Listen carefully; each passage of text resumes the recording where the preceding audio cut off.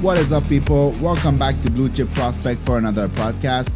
Today, we are going to compare this year's crop of defensemen in the draft to the past 5 years of crop of defensemen in their respective draft. The thing is, I was going to do that last week on my own, and then I thought that maybe it would be an interesting idea to do it live with, not live, but recorded as a podcast with you guys so you can see like a little bit at the same time as I see it, what's going on? Is it really that strong of a year, or is it not that strong of a year?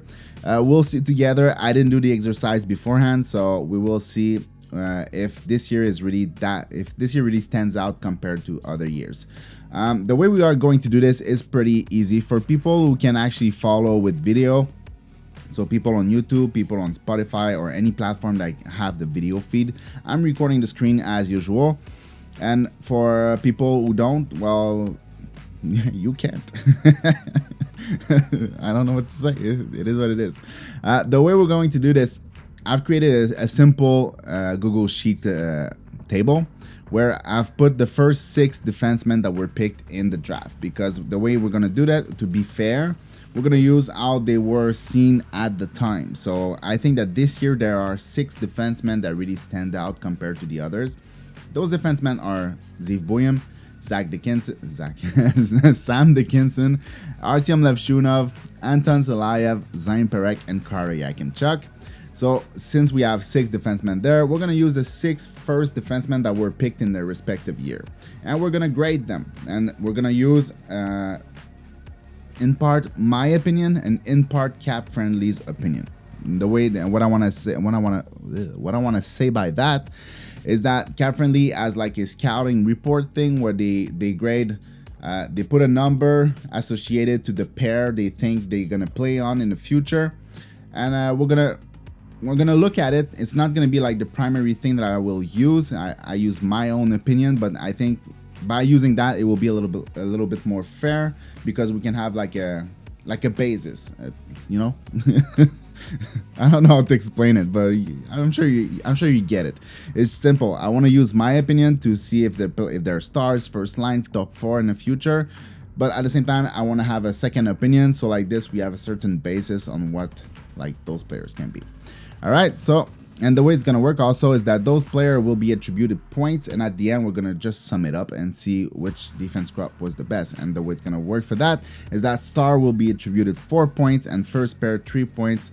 Top 4 2 points, third pair 1 point, and at the end, like I said, we sum it up and we'll see if there's let's say 2023 is 20 points and it's the top, then it's the top. I highly doubt it, but it is what it is. All right, so I think I explained myself well enough. I'm not sure. I wanted to also take I wanted to use what's it called, hockey stat cards. So we can see like the players that actually play in the NHL right now and have like some kind of a rating of how they play, because obviously we all have our different opinion. Like some people really like Owen Power, some people don't really like Owen Power, or don't see him as a future first line or really like a star defenseman, and some do. So, but I wanted to use a NHL stat card for that, but they don't seem to work this morning. So, so we're not going to use them. All right. So it is what it is. So we're going to start this. And with this year, one of the thing is that, like I said, because they haven't played and we don't have like an additional year of data compared to, let's say, 2021, 2020, 2019, where we have multiple years of data, we can only assume, we can only project what they will be. And usually, when we project, we always tend to like overrate players a little bit. Like everybody right now is saying like Artyom Levshunov is a future star and stuff like that. I think it's possible that he's a star. I think he's missing some elements to be that star. He's not my favorite defenseman in the draft, but it doesn't matter. That's not the point. It's just that like everybody is saying a star, and I'm sure if I go on Cap Friendly, it's gonna be written like first pair and 90 something. So we will see. But anyway, we're gonna start by putting the points to the 2024 year, and after that, we're gonna follow that up with each years, and we're also gonna go take a look at the same time at which players were like picked in the second round or something like that. That like and ended up being better than most defensemen in that draft. Like, let's say Brock Faber in what is it? It's in 2020. Brock Faber, I think. He's probably like the best defenseman in that group. So anyway, well, we're gonna go through. I don't know how much time it's gonna take. We're gonna try to do it as fast as possible, but at the same time, gonna try to make it as entertaining as it can. All right, so we're gonna start with Zeev Buyum, and we're gonna go here on Cap Friendly, and we're gonna search for. We're actually gonna go in Tools. We're gonna go in Scouting Report, and then we're gonna search for Zeev Buyum. All right, so we're gonna take 3 of 3 because that's the last one, and as we can see, he's rated as a A+ first pair. So that's basically a star, right? If you're A+, if you're rated A+ as the first pair, well, you're a star. The toughness, I think that's the top rating they give. So, yeah, and I kind of agree with that. So we're gonna go here and we're gonna attribute a number 4 to Zeev Buyum, and then we're gonna do the same with Sam Dickinson. And honestly, we're gonna see if we're gonna have to readjust, because I think that if we go this way for this year, they're basically all going to be like A+ or something like that. Like, we're gonna look here. If we do Sam Dickinson like that, and go 5 on 5, you see he's an A+ too. So are they all A+? Let's let me do Zane Perek.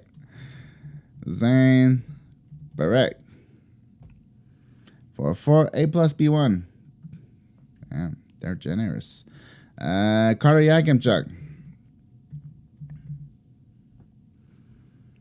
A+ B1. Okay. So, you know what? We are not going to use Cap Friendly, because that means that every single defenseman from this year would be a 4-point, a star defenseman, right? It doesn't make sense at all. So what we're gonna do is, for this year, I'm gonna use my opinion, and for the year after, like the previous years, we're gonna use a little bit of them and a little bit of my opinion. I think it's gonna be a little more fair that way, because if not, I'm just gonna put 4 points to the 6 defensemen in 2024, and then they're gonna win no matter what. But in the end, it's not gonna happen that way. It's not true that we're gonna have 6-star defensemen from the same year. It's not gonna happen. It never happens. So, so it won't. All right. So let's start with Zeev Buyum, and I think, in my opinion, there are 2 defensemen from this year that have a chance to be a star, like a real two-way star. I'm not talking about a guy that can put up a lot of points but doesn't necessarily defend well or something like that, or a guy that can only defend but don't put up much points on the board. Like, all those defensemen, they're all very good in their own way. But there are 2 defensemen that I think are above the other ones, and that can really defend and can really play offensively. And those 2 players are Zeev Buyum and Sam Dickinson. They're my 2 favorite defensemen in the this year, as of right now. So what I'm going to do, those 2, I'm going to give them a first pair. You know what? I'm going to put a star to Sam Dickinson and a first pair to Zeev Buyum. That way. All right? And the reason why, even though I think like the fact that Zeev Buyum played in the NCAA and produced as much as he did, and he was super good in the playoffs, but Sam Dickinson is super good in the playoff too, but it's just the fact that Sam Dickinson is 6'3". He skates really, really well for his size, and also he plays for London. So as long as he's in that organization, he has plenty of time to develop, and they have like probably one of the best development system in the whole, like outside of the NHL, they're probably the best team at developing players. So I would count on them making rounding out his game and making him the star that he has the potential to be. And outside of that, we're gonna put also a 3 at Levshunov, because I think he has the potential to be a first pair defenseman. But Silayev, we're gonna put it 2 points because I think he's a top 4. I'm not sure he's a first pair. Same thing for Zane Perek. I think the defense is a little bit problematic. I'm not sure he's going to be a first pair defenseman. I think he's going to be a productive defenseman. I think he will be good on the power play. I'm just not sure that he will be good enough defensively to be that guy who plays 23 minutes a night on the first pair playing against the best player on the other team and still produce at the same time. I think if that's the case, it's just not going to be great. I don't think he's that type of guy who can put up a lot of points and at the same time defend really, really well. I think Ziv Bouyam has more chance to be that type of player, but I mean, obviously it could happen. Like he's obviously incredibly smart as a player, so he could develop that part of his game and become a great two-way player, but he's very risky in the way that he plays. So, and he relies a lot on his brain and not a lot of anything else. But honestly, not a lot of anything else. Obviously, that's not true. But what I'm saying is, he's a cerebral player, right? He's not a skill player that much. He's much more a cerebral player. So we don't know how much everything else is gonna grow and how much he's. Anyway, I understand myself. All right. So Zane Perek, I grade him as a top 4 for now, and same thing for Carter Yakimchuk. I grade it as a top 4 for now. All right. I think that makes sense. Sam Dickinson as a number 4 because he's my favorite defenseman in the draft right now. Ziv Bouyam is really, really close. Every time I look at my final ranking, that's right here, I kind of switch them. I even sometimes put Lev Shunov first, and I even sometimes put Zane Perek first. So if it changes all the time, but the thing is that Sam Dickinson is the one that consistently is there as my first defenseman. Like most of the time, Dickinson is my first defenseman on the board. So I'm going to put him as a star because I think he has everything to be that star. Ziv Bouyam also has everything to be a star except for the size. And Sam Dickinson has the size and the plus skating. So, and the plus team for development. So, yeah. So 4 and Ziv Bouyam 3. Artem Leshunov 3. Anton Salayev, Zane Perek, and Carter Yakimchuk 2, which are graded as top 4 defensemen. All right, so if we sum that up, how much is that? We do equals sum, enter. That's 16. Cool. All right, so now we're going to go to 2023, and what we're going to do, we're also going to go here. We're going to go in the drafts on Elite Prospect 2023, and we're going to check all defensemen that were taken. There you go. All right. So obviously, first defenseman off the board was David Reinbacher. If we go on Cap Friendly, what do they say about David Reinbacher? Do they have an opinion? Let's go here. David. Reinbacher. We're going to go in the last one. 3 of 3. He's rated as a first pair 85. So that is really good. It's pretty much what I think too. I think he's a first pair defenseman. I'm not sure he's a number 1 defenseman, but I think he's a first pair defenseman. I think there's no way he's a star defenseman. So that's perfect. That's what I think too. So let's go with that. When we give him a 3. And then we go with Simashev and the same thing. I don't care what Cap Friendly says. I think he's a first pair defenseman. Obviously, I would like his production to come up a little bit.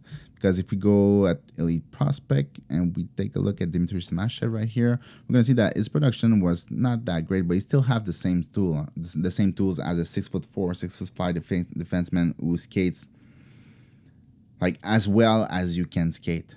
And it's incredible that he can do it at his size, but he's just such a great skater in his forward mobility is very good, and he's also a deceptive skater at his size, which is incredible in my opinion. But he had 10 points in 63 games. Did he have a lot of time played? We can see here when we look at the time played. Where is it?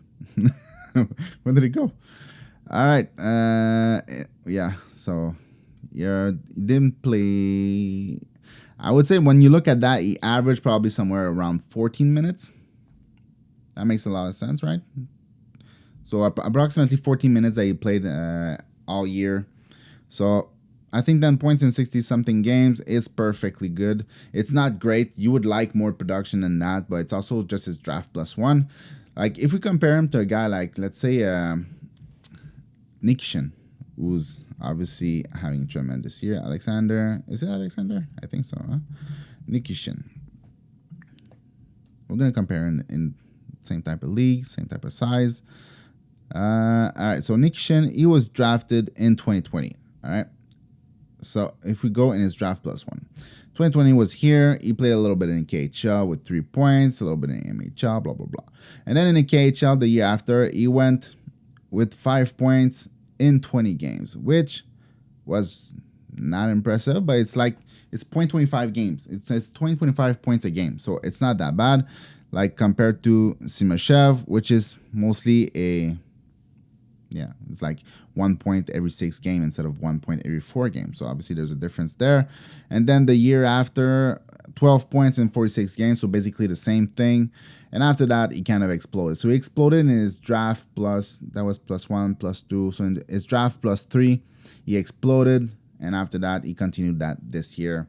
So yeah, I don't see the same type of future offensive production in Simashev. He never had that part of his game. Not that Nikishin had it in his draft year. Nobody expected Nikishin to become what he became.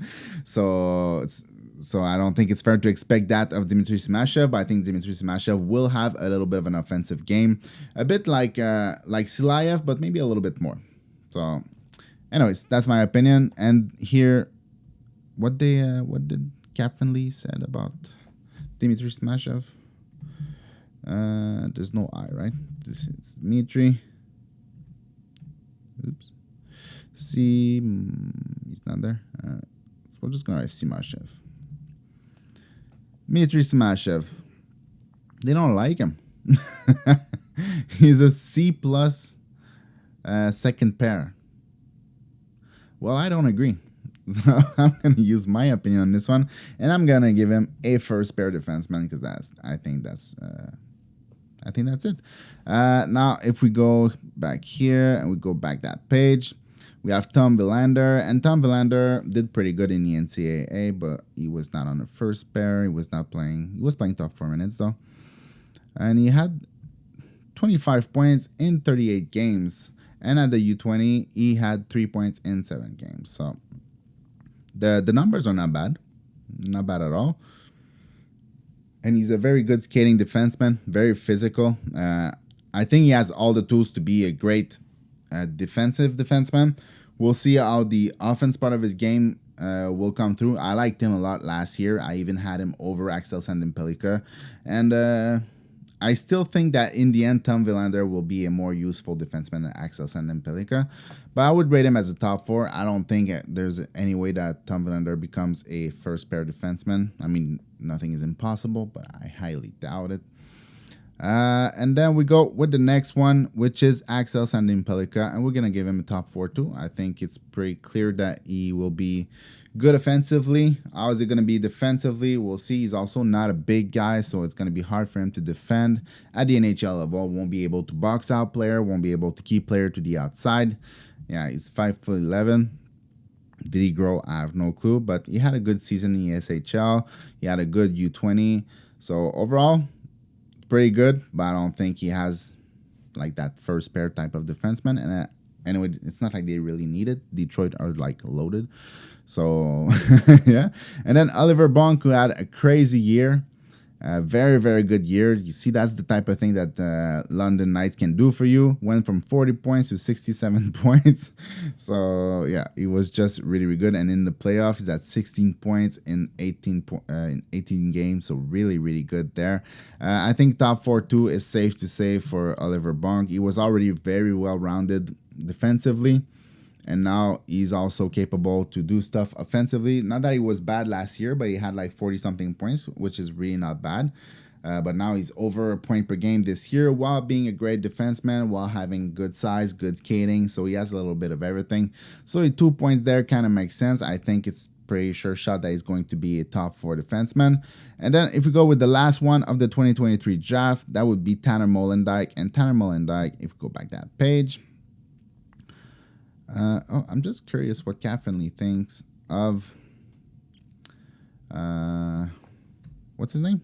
Oliver Bunk. Oliver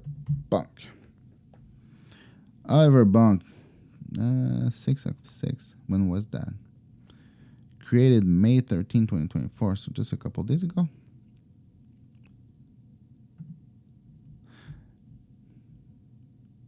Wow, that's generous. That's very generous. A+. A+ on the first pair. Okay. I don't know what to say. This is, I mean, what is it? Like every defenseman is going to be a star, or I don't know. I don't know how this thing works. It's fine.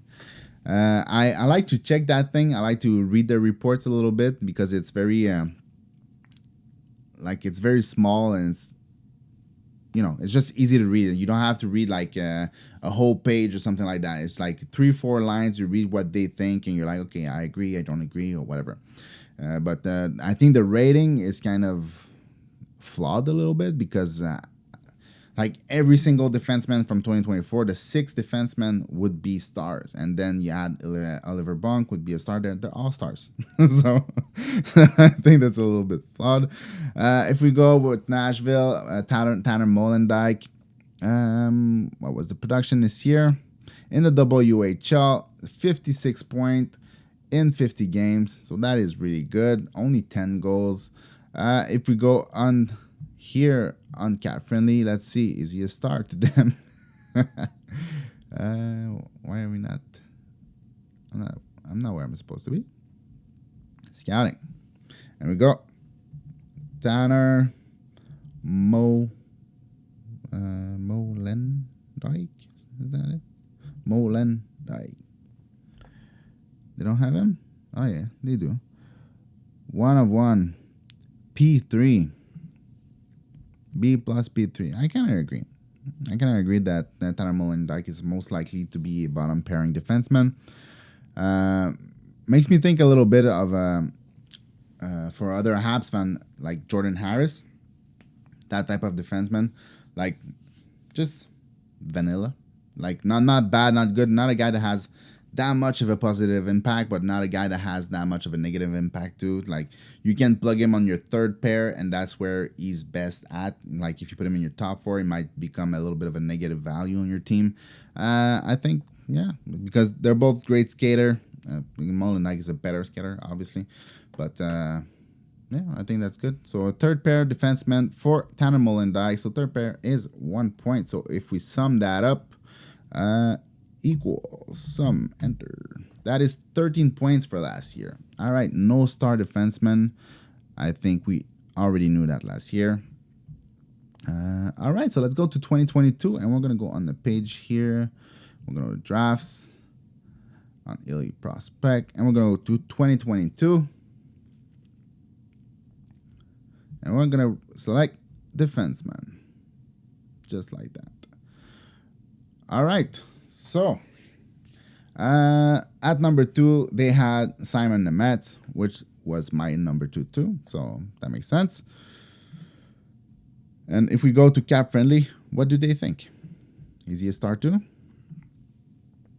Simon Nemeth. 1 of 3. I want 3 of 3. It's a 71 first pair. So they see him as a first pair defenseman. And I agree that the potential is there. It's a little bit limit. Like I think he has the potential, but I think at the same time it's a little bit generous. But we're gonna give it to him anyways. David Jiricek, I think he's a first pair defenseman. I don't care what other people say. He's a first pair defenseman. Might not be, obviously. He might end up a top 4 or even a third pair defenseman. But I really like his toolkit. I know he's not he's not the smartest player around. He's very aggressive defensively and offensively, which can make him put him he puts himself out of plays and he make risky plays a lot of times. But I think that all this can be toned down with maturity and with like just practice, just making the same plays over and over again and just getting accustomed to doing them faster and reading the play faster. I don't think it's going to be an issue. For Kevin Korchinski, I liked him, but I didn't like him that much in his draft year, and I think top 4 at the very maximum is what I would give Kevin Korchinski. He's good he's good offensively. Defensively, he's just okay, and even his offense in the NHL, I think this year was not great at all. If we go, is that just this year? Yeah, so 76 game played, 15 points. So, I mean, it's understandable for a defenseman that is in his like draft +2 to not necessarily be great offensively or great defensively at the NHL level. But I already had doubts in his draft year, and so I just think he's not going to be anything more than a top 4 defenseman. I don't think he's a third pair defenseman because that's a bit too low for his ceiling, but I don't think he's a first pair at all. Pavel Mintyukov, that's a first pair defenseman. All right, and Denton Mateychuk, which is I had him. What was it? I think it was Slavkovsky, Nemeth, Shane Wright, Cooley, Yurchek, Miroshnichenko, Gauthier, and Mateychuk. And then I had Yurov and Savoie.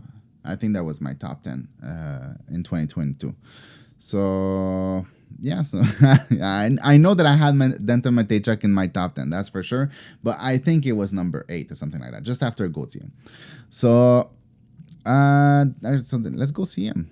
Let's go see Denton Mateychuk. What has he done?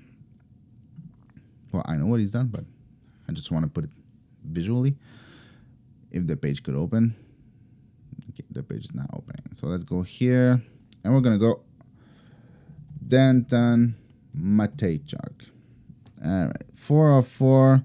He's an A- second pair. So they see him as a top 4 defenseman.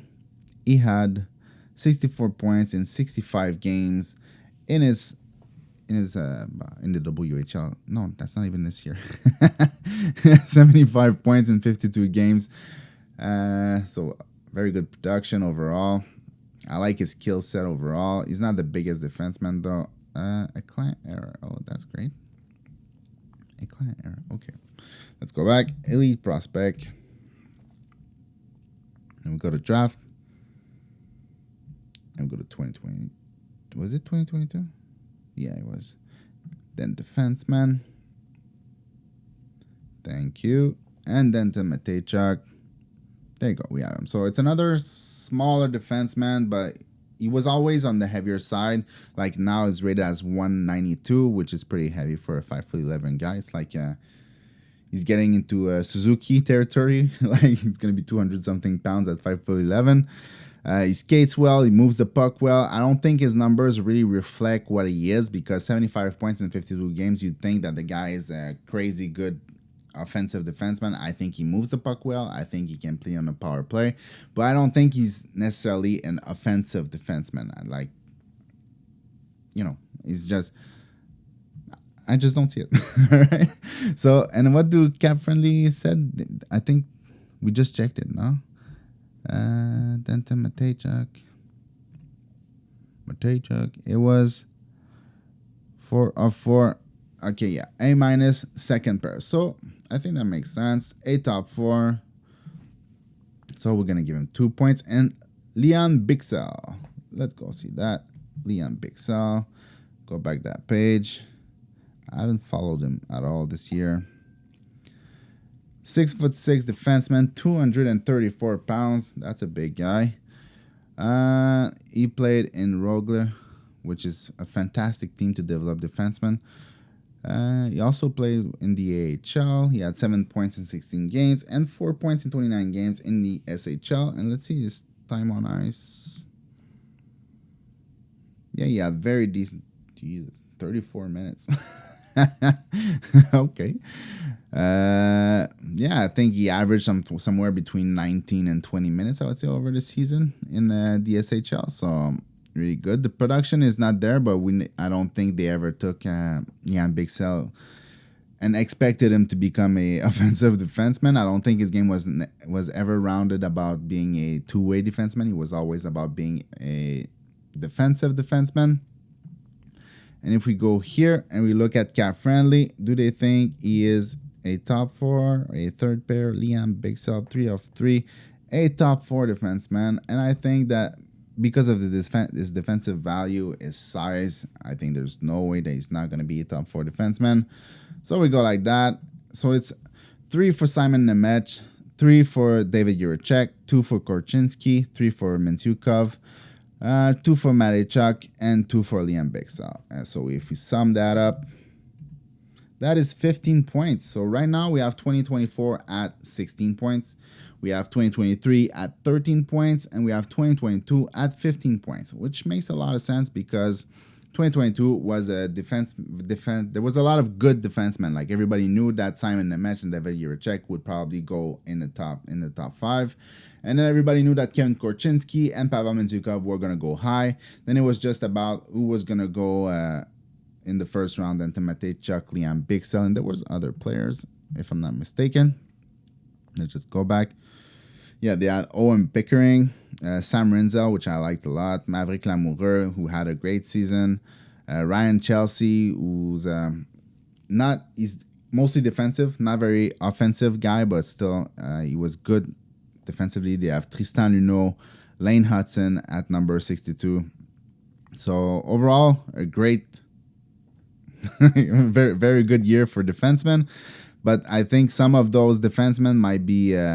like, I would bet on Lane Hudson being a better defenseman than Kevin Korchinski. Tristan Luneau would probably... There's a good chance I think Tristan Luneau becomes a better defenseman than, let's say, Denton Matejchuk. So, we'll see, because we're just 2 years after the draft. So, we'll see how it's going to go. Noah Warren, too, is pretty good. Artyom Duda is playing, like, in Canadian University or something like that. So, that's not a great development path, but... we'll see how it goes. Elias Pettersson in Vancouver is doing really good. Same thing for Adam Engstrom. He's playing for Rögle, the same team as Liam Bixel. And a great team for development for defensemen. So overall, just a great year for defensemen. And I think some of the later defensemen, some of the defensemen that were picked later will jump and might catch up on the first 6 defensemen taken off the board. So there you go. Now we go to 2021. And we had Owen Powers at number 1, but we're going to go here and we're going to put it down like that because obviously elite prospect is better visually than my little Google Sheets. Just like that. All right, so we have Owen Powers, 71 points in 163 games. Let's go take a look at his progression. Year over year. So 35 points in 79 games, followed by 33 points in 76 games. So I think that's fine. It's not fantastic, but I don't think he was ever I can say that he never looked like he was a sure shot offensive defenseman that was gonna go great, that was gonna produce a lot of points. I think he was always seen as mostly a two-way defenseman. I would see him as being a rock-solid defensive defenseman with a 45 points type of production in the NHL. I think that would be perfect because the guy is like 6'6" or something like that. I think so. Owen Powers, yeah, 6'6". So that's definitely a first pair defenseman, but I don't think he's a star defenseman at all. And if we go here on Cap Friendly and we write Owen Powers. Owen Power, 2 of 2. I want 4 of 4. Owen Power, 4 of 4. First pair defenseman, 87. So that makes a lot of sense. What did I say?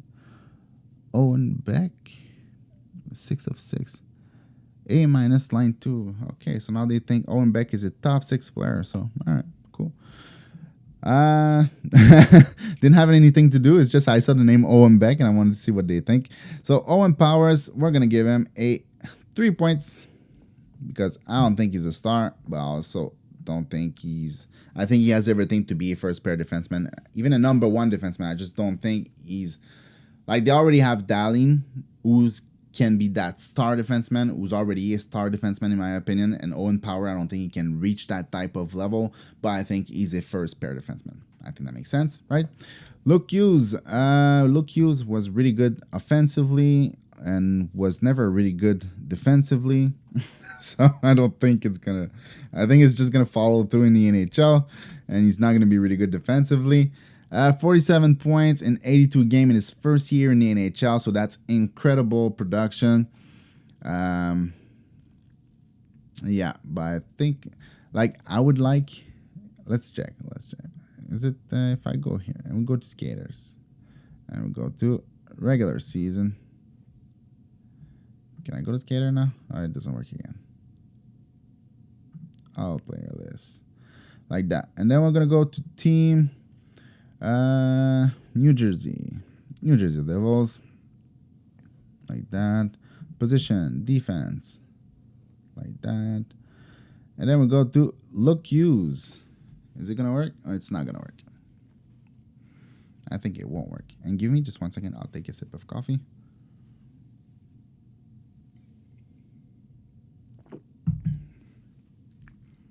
All right. Yeah, so it's still not working. So, all right. So Luke Hughes. No, let's see what they think.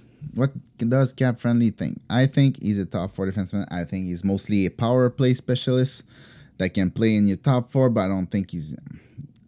I'm thinking less and less that he's a first pair defenseman because of his problems defensively, and if you have to match that guy against the best player on the other side playing 22, 23, 24 minutes a night, it's going to be a problem. Luke Hughes. We have here 4 of 4. C plus P1. That was April 6, 2023. So that's not even this season. There's no report from this season. All right. Well, okay. But anyway, even if here they say first pair C plus, which is not necessarily, C plus is not great, but I don't think he's a first pair defenseman anymore. So I'm not going to give him a first pair defenseman points, and I'm going to give him a top 4. So 2 points, but I think he will have a lot of value on the second pair, and on the power play. But, they already have players like Simon Nemec can play on that how can I say that? on the power play too. So yeah, all right, cool. Simon and Vincent, they are leaving him in the AHL. I think he played a little bit in the NHL right now, but not a lot. If you go back here, Simon and Vincent, 25 games in the NHL with 4 points, so they left him for a long time in the AHL. No, yeah, exactly. So he played 54 games in the AHL and then played 16 games in the NHL with 2 points, which is not great, but it is what it is. And how much time did he play?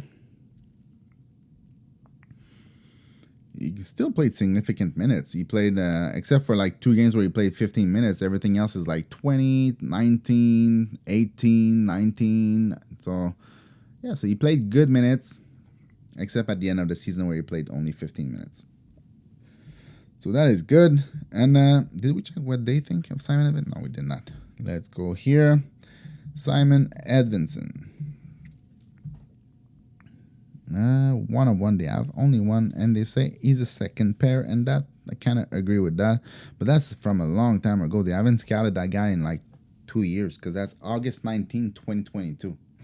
I don't know. They kind of forgot about him or something. But I'm not sure if he's a first pair defenseman. I'm sure he's not a star defenseman. He could be a number 2 defenseman, but I think he's more likely to be a number 3 defenseman. So we're gonna give him Yeah, I'm not sure about that one because he has the potential to be a number one defenseman. It's just, can he move the puck like good enough to be on the first pair in the NHL? I think he will defend well enough to play against other top lines. I'm just not sure if he can move the puck efficiently enough to be on the first line. I'd like to give him 3 points, but I'm not sure if he deserves to have 3 points. You know what? We're gonna do it 2.5. I decided that 2.5 was existed now. All right, so it's just because I'm not sure about Simon and Vincent. Like, 2.5. All right, it is what it is. Brent Clark. Brent Clark. Offensively, it's good. Skating is wash. Offensively, how did he do in the AHL? I didn't watch him at all. He played a little bit in the NHL, 6 points in 16 games, and 46 points in 50 games in the AHL, which is fantastic production for a defenseman in the AHL. The thing it's all about is skating, and that's the thing. Because of it, I don't think he can ever reach a first pair because he cannot skate at the NHL level. He's not agile enough. He's not fast enough when he pivots. He's not fast enough skating forward and skating backward. I think he can get passed by pretty much anybody in the top 6 in the NHL. And I'm not sure he's that great at defending also. Like,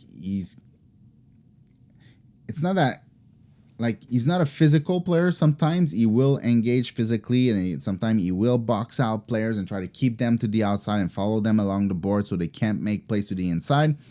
But he's mostly a positionally, or how you say that, like a player that plays within space. Like, he will block the space around him, but he doesn't play close to his player, and he doesn't have the skating to play close to his player anyway, so he has to revert back to just playing well positionally. So because of that, and because of his skating, I think I will give him just a 2. And he's going to be a top 4 defenseman, but I think he will have really good value on the power play, but I'm not sure he will be really good even as a top 4 defenseman. I'm not sure it's going to be great. But he's going to move the puck well, that's for sure. Corson Kuhlman's, I don't like him, but I don't know. I haven't seen him in a while. So let's go see Corson Kuhlman. What did he do? Where is he? Corson Kuhlman played. Okay, yeah, he played for Wisconsin. Okay, I didn't remember he played for Wisconsin. 23 points in 33 games in his draft plus 3, is that it? 2021.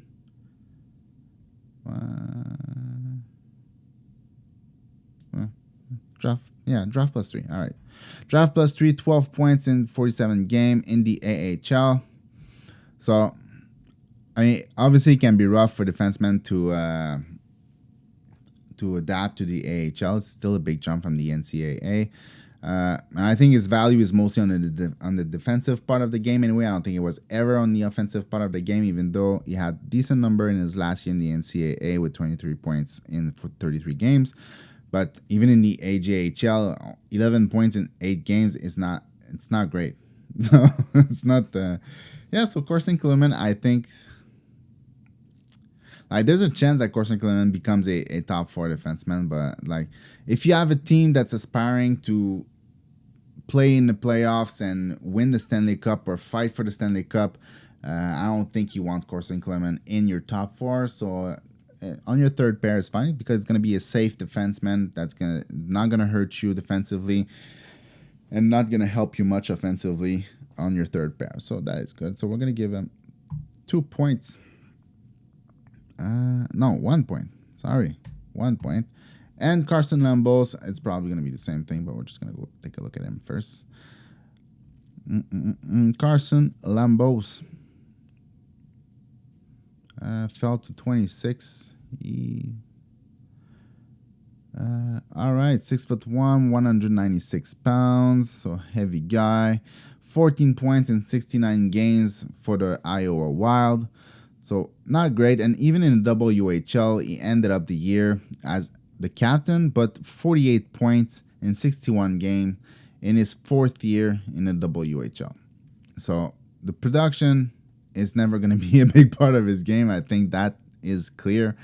Even though at some point he was seen as a future great defenseman before he was drafted. Now he fell down in his draft year a little bit, and I think it's all because the offense did not develop as well as everybody expected to develop. But I think he has all the tools to make it to the NHL. But same thing, I think he's a 3rd pair defenseman. So we're gonna put him there. At least, like when I see he's a 3rd pair defenseman, obviously he's a defenseman that has the size and has the attributes to play in a top 4, most likely in his peak in the NHL. But it's always like if your team wants to fight to go to the Stanley Cup Finals and win it all, he's the type of defenseman that you would like to have on your 3rd pair, because his value will mostly be defensively, and he won't be able to move the puck that much at the NHL level. Maybe he will transition the puck well. We'll see how it goes. But as of right now, it's looking like he's going to be a 3rd pair. And let's go see what Cap Friendly thinks about that. Go here. Is it Corson or Carson? What did I write? That's Carson Lumbos. Carson Lumbos. Oh, oops. I put 2 O's. Carson Lambos. Carson. They don't have him at all. Carson Wedge. Yeah, that's my guy. All right, so they don't have him. Okay, well, it is what it is. And what's the other one that I didn't check? Corson Kuhlman. Let's go see what they think of Corson Kuhlman then. Corson Kuhlmans. They say 2nd pair, 76 when compared to his peers. So that's a 3rd pair defenseman, right? So, all right. Cool. So 3rd pair, that makes a lot of sense. So not the greatest here when you look at it, but let's sum it up. Go to that. Sum, enter. 11.5. So yeah, not great. So as of right now, it's still 2024 with 16 points, but that is like if every out of those, like in that year, that would mean that we would have 1 star and 3 first pair defensemen and 3 top 4 defensemen in the first 6 defensemen picked. So is it gonna turn out to be that way? I highly doubt it, but hey, who knows? We had a great year when Makar was picked, and what was the other one? Miro Iskanen was picked. So 2 stars right there, right? All right, so in 2020, it started with Jake Sanderson. And Jake Sanderson, we're going to go back here, and we're going to put their page in 2020. By the way, I don't know if any of this is interesting to you guys. If it is, let me know. And if it's not, let me know. And if you have ideas how to make this kind of stuff, this kind of like research into comparing defensemen or comparing forwards, something like that. If you have ideas how to make it interesting for you, let me know. I'm always open to suggestion to try to make it as fun as possible for you. But obviously, it's an exercise that I was gonna do on my own, and probably put a little bit more attention in the way I do it. But still, I thought it would be nice to do it with you guys. But at the same time, if you guys think it's just boring, just let me know. So I don't do it. All right. So, all right, 2020. Let's take the defenseman like this. And we have at number 5, Jake Sanderson. And I think that's a first pair defenseman all day, every day. And if we go here, I'm pretty sure they're going to say the same. Jake Sanderson. Jake Sanderson, 404. He's 90 compared to his peers and a first pair defenseman. And I completely agree. I don't think, like, I'm not sure he's a star. Like, I'd like to give him that star thing because I think he has that potential to turn to be a star. It's just I'm not sure how much of the offense is going to translate. Let's go see. 38 points, 79 games, 32 last year, 77. In the NCAA was really good with 26 and 23. Like, he was never the most offensively inclined defenseman. Like, he's not going to put Thomas Chabot numbers on the same team, obviously. But he's such a great skater. He has the ability to shut down any line. You know what, man? I'll give him a star because I just love Jake Sanderson. Jake Sanderson is a star. There you go. Jamie Drysdale. Jamie Drysdale. The guy who never plays. Let's go see. Why is it turning so much? Let's go. Played for Flyers this year, a little bit for Anaheim. 5 games for Anaheim, 10 points. The opposite.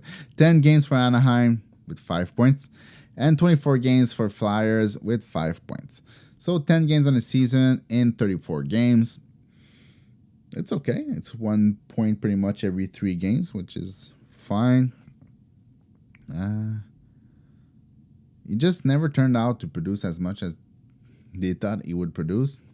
And because he's a smaller defenseman who skates really well, though, like, you can't expect that guy to be a brilliant defensive defenseman, but you can expect that guy to move the puck really well, but he never was able to move the puck as well as you expected him to do.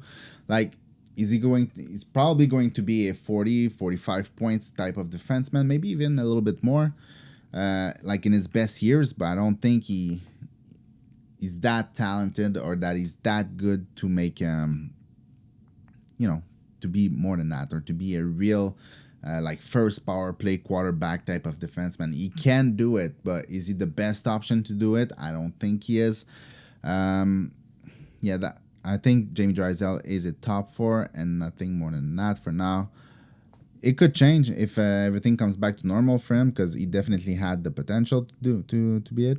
And if we look at Jamie Drysdale, and that was January 7, 2024, they had it as a top 4, 82 compared to his peers. So that makes a lot of sense to me. Jamie Drysdale, top 4. Caden Gooley, I think he's a first pair defenseman all day, every day, but he's not a star. That is for sure. In terms of points, I don't know. I didn't really look at his points this year. Let's go see Caden Gooley. 22 points in 70 games. All right. And let's go see what cap friendly think. Is he a first pair defenseman for him, or is he a top 4 defenseman for them? Caden Gooley. 404. He's a 90 P1. So wasn't that exactly the same thing as Jake Sanderson? Yeah, 90 P1. I think it is. Jake Sanderson. Yeah, 90 P1 404. So they basically grade Jake Sanderson and Caden Gooley the same. That's madness. No, it's not madness. I can understand it, but I think that in the end, Jake Sanderson has a lot more offense to provide than Caden Gooley. I will give Caden Gooley a first pair because I think he's a first pair defenseman on any competitive team. He still has a lot of growing to do, but he's so good defensively, and he skates like he's an amazing skater. I think first pair all day, every day, but I don't think he's a star. But I do think that Jake Sanderson has the potential to be a star, and I don't think they are equal. Like, maybe they're close, but equal? No, I don't know. No way.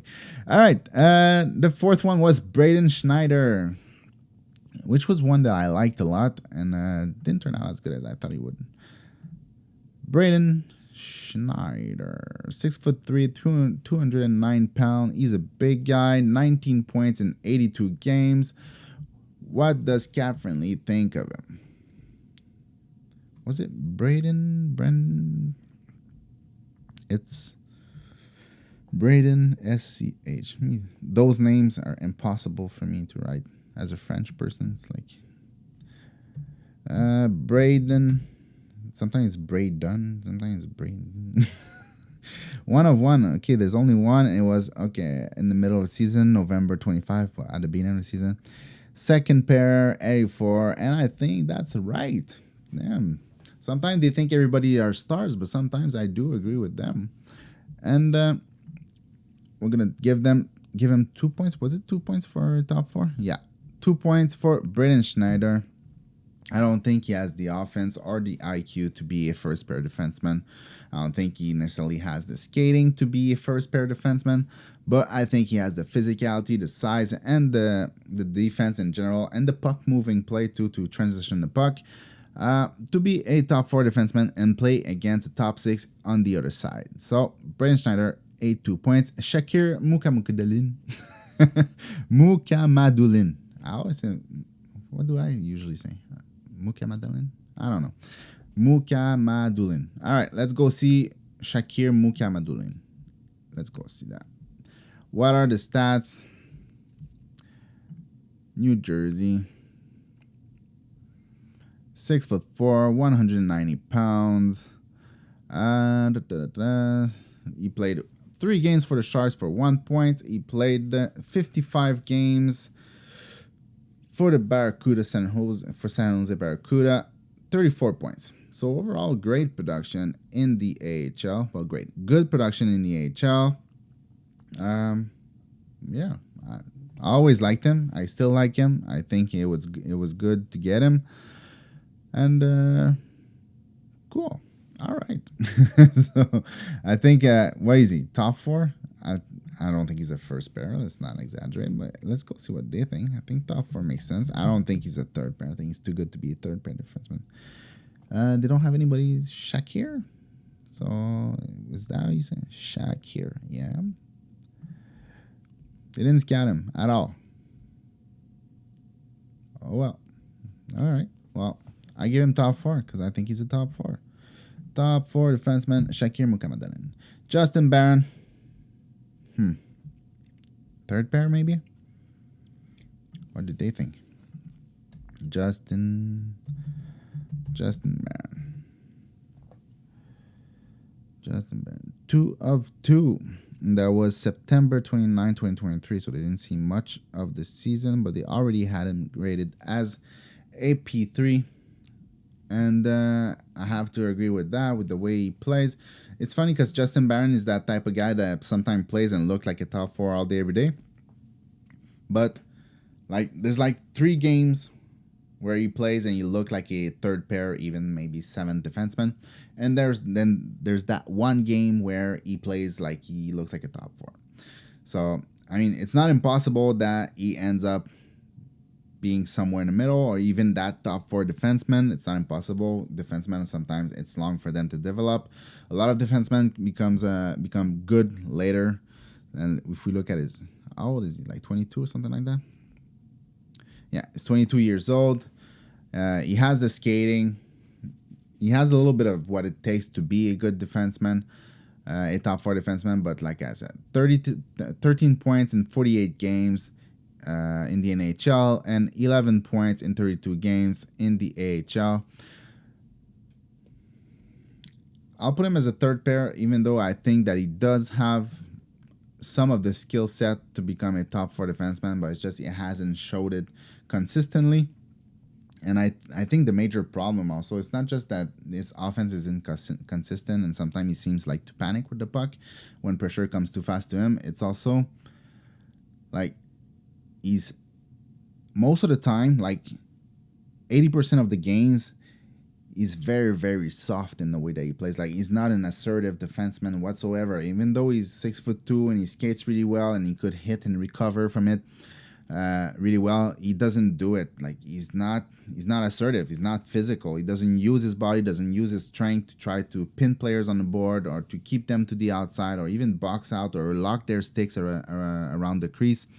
He's just not physical in any way. But sometimes, like 20% of the time, he does what you expect a guy of his size and his skating to do, but 80% of the time he doesn't. So 1 point for Justin Barron. And but like I said, it's possible that this guy ends up being a top four, but for now he sure is looking like a third pair defenseman, but still a good third pair defenseman. He just needs to learn to be a little bit more assertive. If we sum that up, equals sum, enter 14 points. So that would be the second best. And yeah, that would be the second best as of right now compared to 2024. And we have 1 star in Jake Sanderson. We have another first pair defenseman in Caden Gooley.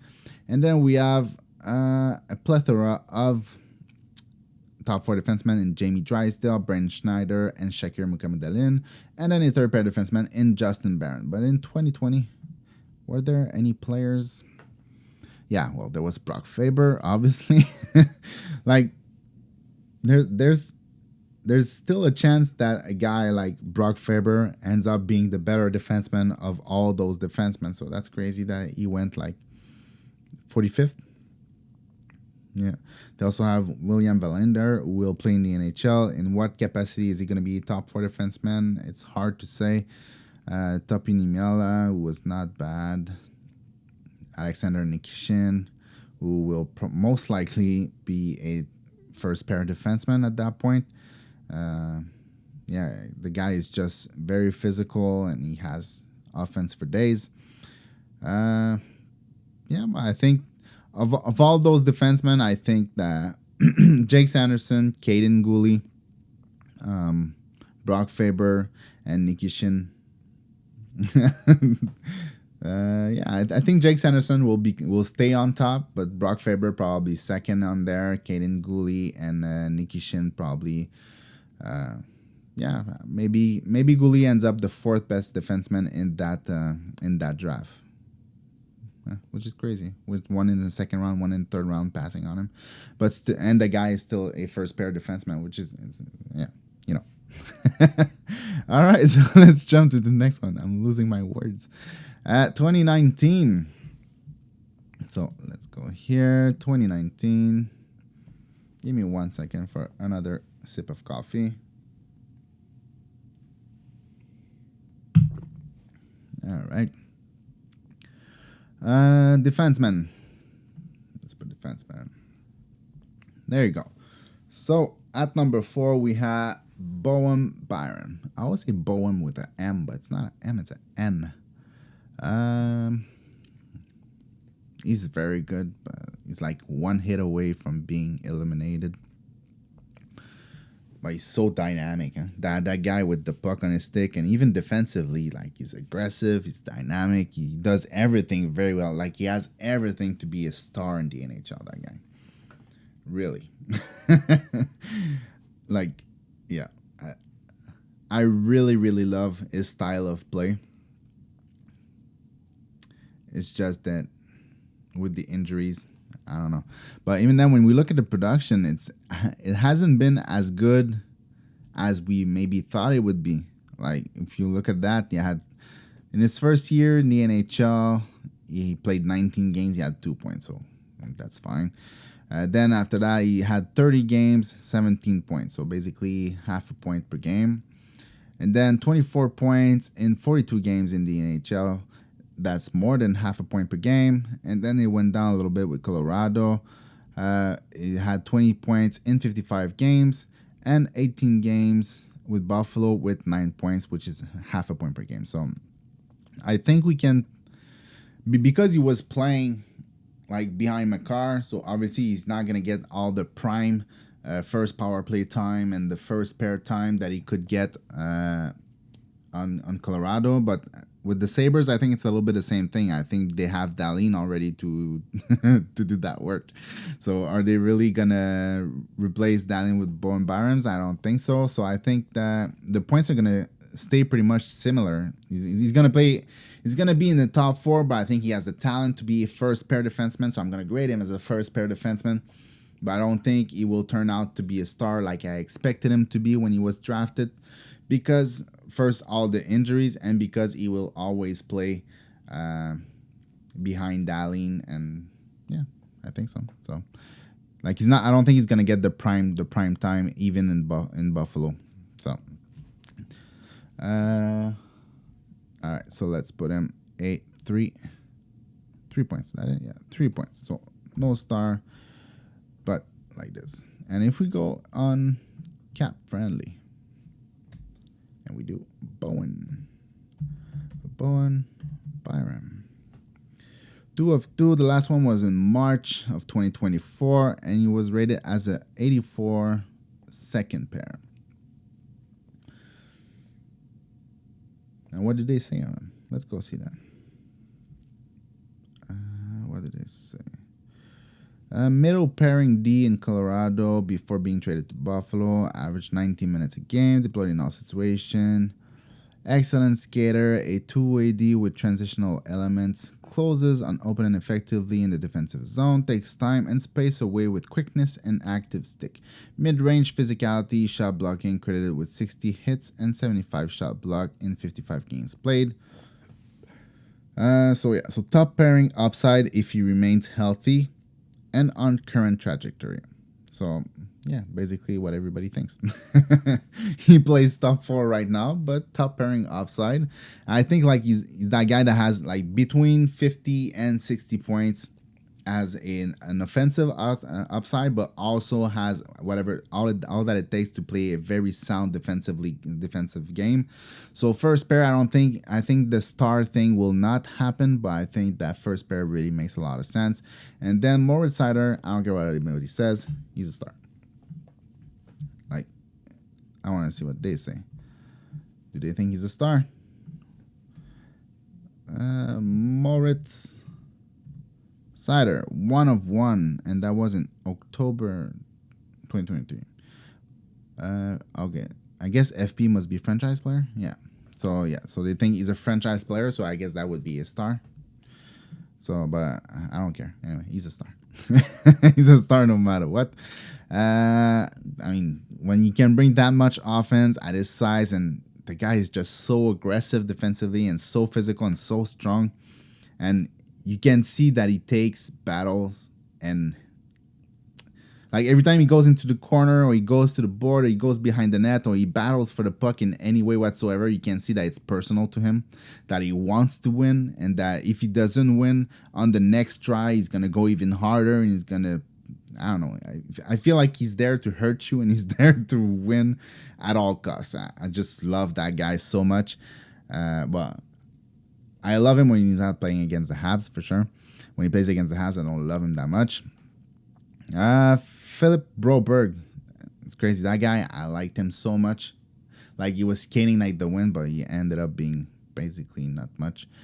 I think he's a third pair for now. So, but let's go see what's the production for Philip Broberg. He just never had the IQ really to make it work, huh? 2 points in 12 games, and yeah, I think it's just at best he might be a third pair defenseman. That's the thing, and he was picked what, number 8? That's very high. I mean, I liked him, but I didn't like him top 8. But anyway, if we go Philip Broberg, 2 of 2. 82 compared to his peers, P3, and that was on January 27th, 2024. So, and that's basically what I just said, right? That he was going to be a top pair, a third pair at best, and that's what it is. I think, yeah, it's good. He had the size and the skating, but I think the IQ was lacking way too much for him to be able to produce at the NHL level, and even sometimes defend at the NHL level. Victor Soderstrom. That's the same thing. That was a reach, and to this day, it's still a reach, but that's a third pair defenseman if I ever seen one. Let's go see his stats. Didn't really check his stats, though. But, you know, it's Victor Soderstrom. If we go here, 32 points in 62 games in the AHL. Last year, he played 30 games with 9 points in the NHL. Yeah, I think That makes a lot of sense. Like, I don't think he has whatever it takes to be a top 4 defenseman on a competing team, but I think he has everything to be a third pair defenseman on a competing team, which is not good enough for where he was picked, but it's good enough for, for a player that is in the first round. So 1 point, Cam York, he's a top 4. At least I think he's a top 4. I really like his game. I always liked his game. I remember when they picked Cam York and then Caulfield fell to the Montreal Canadiens. Every fans were mad about that, but I think Cam York is still a very, very good pick. It's just he's lacking size, but he has everything else to be a successful defenseman. He's a very smart defenseman. He's good defensively. He's good offensively. But yeah, the 5'11" thing is a little bit of a problem. But he can move the puck effectively, and yeah, you see, he played 82 games in the NHL with 30 points. Last year, 54. Yep. Always liked him, so I'm gonna put him top 4. But I just want to see here, Cam York. That's 1 of 1. That was December 7, 2023. And he's a top 4. All right, cool. Top 4, 89. That is good. Top 4 for Cam York. If he had just a little bit more size, I think he'd be a hell of a defenseman. But he doesn't have it. So Thomas Harley, a guy who had some trouble getting there, but he got there and he's being really good. Thomas Harley. Let's go back here. Harley, where are you? You're there. 6'3" defenseman, 205 pounds. Whoops, where's this thing? 47 points in 79 games. Jesus. He was in the playoff. He plays 19 minutes, 26, 34. Obviously, that's with overtime. Then 22 minutes, 24 minutes, no overtime. 22 minutes, 21, 26 with overtime. 22, no overtime. So he's being trusted. Man, it's crazy. He was good offensively. Now he's good defensively. I feel like he's bringing everything to the table. It's such a great development path for him. When everybody thought he was maybe not get to the point where I know that I liked him more than most in his draft here. I had him, I think, 9th in 2019 or something like that. I think it's 9th, but I don't have my list in front of me. And he was picked 18. We can see here. And he's like becoming what I thought he had the potential to become, because he was really good offensively. I thought he moved the puck really, really well. And then he's good defensively. He has the size. He has the skating. He's a smart guy. I think, not a lot of points in the playoff, but man, I don't know. For a first year in the NHL, 47 points in 79 games. Yep. So now the thing is Thomas Harley a top 4 defenseman, or does he have a first pair type of potential? Let's go see what they think. Thomas Harley, 1 of 1. Third pair, 78. Okay, let's go click on that and see if they have something to say. Young defenseman whose primary minutes comes at even strength, cleanup duty on special teams, easily defined as two-way D, could be described as a 2PD or 3PD. What is a 3P? Second pair or third pair combination. Moves well for his stature. Long stride, long reach, big frame, takes away time and space for opponent in his zone. Capable of more offense in time.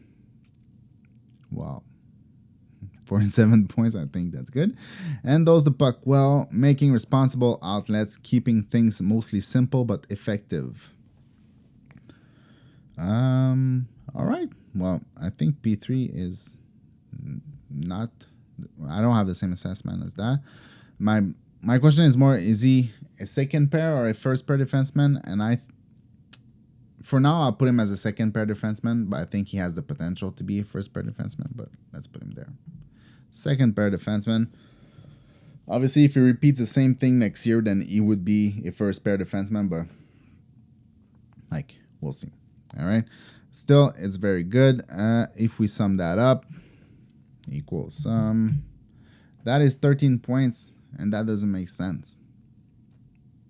Yeah, it's because of Philip Broberg and Victor Soderstrom who were reached on a little bit. Like Philip Broberg at number 8, Victor Soderstrom at 11, both being third pair defensemen. That kind of hurts the year. And do they have anybody, like, if we go back, were their pick later in the year? If we go, let's say we sort it by games played. Moritz Seider, Cam Yogborn, Tobias Jordan Foot. He's not bad, but he's also not great in my opinion. Thomas Harley, Jordan Spence, that's not bad. Alex Vlasic, yeah, true. Alex Vlasic is going to become a great defensive defenseman. Can't move the puck that well, but outside of that, I mean, he defends with everything that he's got. Jackson Lacombe, pretty good. Jaden Struble, who's okay. Yeah, Korczak. I like Korczak. Les Thompson, no. Matthias Norlander. Yeah, all right, cool. So, some good defensemen later in the draft. I think it was a great year for the draft. It's just that a great year for defensemen in this draft is just that there was a couple, not they were reached, because some people did have Broberg in the top 10. I don't think anybody had Soderstrom in the top 15, though. That I don't remember seeing that at all. But hey, it was a Cheka type of thing, right? So, all right, cool. So if we go there and we compare everything, we have 13 points for 2019 with 1 star and in Moritz Seider and 1 first pair defenseman in Bowen Byram, and the rest being the rest. And Thomas Harley, who could become a first pair defenseman, so that would bring them up to 14 points. But for now, I have him as a top 4. In 2020, we have 14 points being the third best year, with Jake Sanderson being rated as a star, Caden Gooley being rated as a first pair defenseman, and then we have Jamie Drysdale, Brandon Schneider, and Muka Mudalian as second pair defenseman, and Justin Barron as a third pair defenseman. And then we go to 2021, Owen Powers as a first pair defenseman, and then we have Luke Hughes as a top 4 defenseman, Simon and Vincent, who could be a first pair defenseman, but we're not sure, so we gave him a 2.5. Brent Clark, top 4, Corson Kuhlman, and Carson Lambos as third pair defensemen. And then we have 2022, who I thought was going to win this, but did not. Simon Nemeth as a first pair defenseman, David Jiricek as a first pair defenseman, and then we also have Pavel Mintyukov as a first pair defenseman, then Ken Korchinski top 4, Denton Matejchuk top 4, and Liam Bixa top 4. So, like, if one of those players, let's say, like, I think the player that has the most chance to become a star in that year is probably Pavel Mintyukov. Right now, I thought it would be David Jiricek, but I'm not so sure anymore about if he's going to become a star. But Pavel Mintyukov he's not a star yet, but he could become.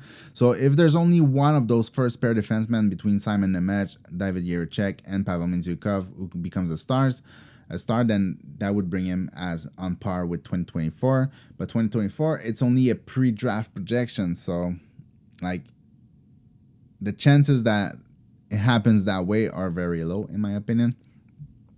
And then in 2023, which it's not the last one.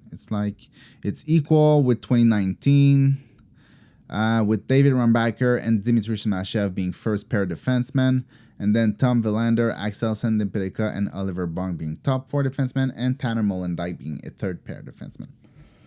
And then we have 2024 with Zeev Buyem as a first pair defenseman, Sam Dickinson as a star, Artyom Levshunov as a first pair defenseman, Anton Silayev, Zain Perek, and Karey Kemchuk as top 4 defensemen with 16 points. So when people say that this year is a great year for defensemen, I think we can agree.